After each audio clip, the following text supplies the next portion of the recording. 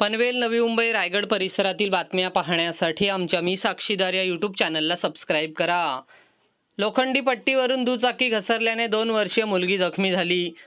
पनवेल शहरातील नानासाहेब धर्माधिकारी उड्डाणपुलावरील लोखंडी पट्टीवरून दुचाकी घसरल्याने झालेल्या अपघातात 2 वर्षीय मुलगी जखमी झाली.